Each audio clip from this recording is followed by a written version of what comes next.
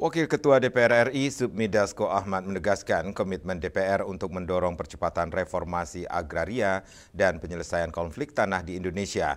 Komitmen itu ditandai dengan akan dibentuknya Pansus Penyelesaian Konflik Agraria yang akan disahkan pada sidang paripurna DPR pada 2 Oktober mendatang. Pernyataan itu disampaikan usai rapat dengan berbagai organisasi tani dan sejumlah menteri terkait di gedung DPR Senayan, Jakarta.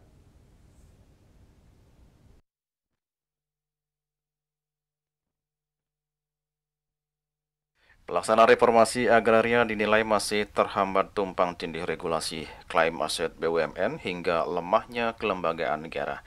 Dalam pertemuan yang diinisiasi Wakil Ketua DPR Supmi Dasko Ahmad pada Rabu 24 September 2024 yang dihadiri oleh Konsorsium Pembaharuan Agraria, Serikat Petani, Kementerian terkait dan DPR setuju membentuk lembaga khusus untuk mengatasi dan menjalankan reformasi agraria.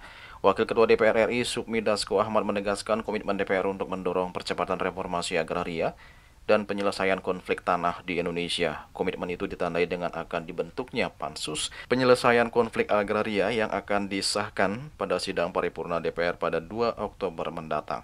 Selain itu, DPR juga akan mendorong pemerintah untuk percepatan kebijakan satu peta dan merapikan desain satu peta di wilayah NKRI.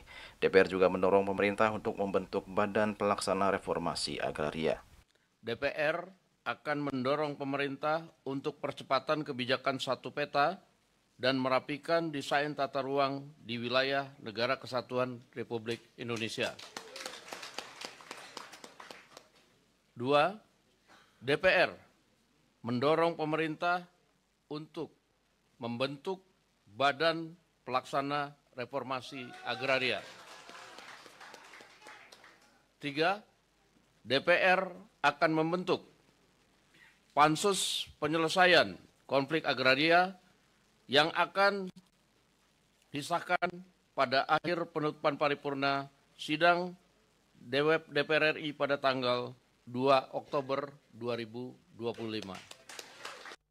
Sebelumnya, Sekretaris Jenderal Konsorsium Pembaharuan Agraria KPA Dewi Kartika menyatakan hingga kini petani, nelayan, dan masyarakat adat masih kehilangan akses tanah dan sumber daya akibat konsensi skala besar, sementara kebijakan pemerintah tidak kunjung berpihak pada mereka. Dewi Sartika kemudian menuntut DPR dan pemerintah membentuk lembaga khusus guna menjamin pelaksanaan reforma agraria.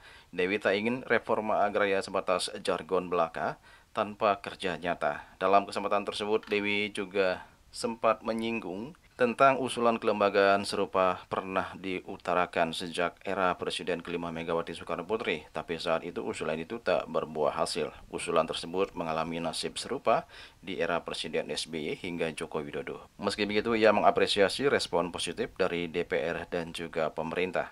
Ia berharap itu tidak sebatas wacana untuk menghibur hati rakyat, namun benar-benar dilaksanakan. Kita perlu memastikan bahwa memang yang kami inginkan tentu bukan sekedar akses.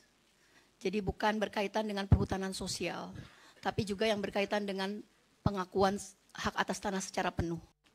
Jadi kalau misalnya kampung-kampung, desa-desa, tanah pertanian produktif itu ada manusianya, ada perkampungannya, sebaiknya segera dikeluarkan.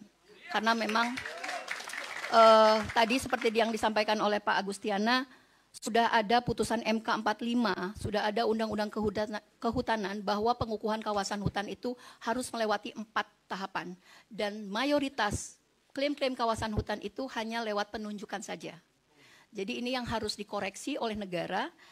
Kemudian juga tadi political will dan konsistensi dari semua menteri untuk memastikan memang reforma agraria ini tidak lagi menjadi gula-gula manis sampai dengan nanti pemerintahan Prabowo berakhir. Kita masih harus aksi ke jalan dan merasa resah karena memang pasal 33 tidak kunjung dijalankan. Juli Suwarti dan Ketut Sumadiaso melaporkan.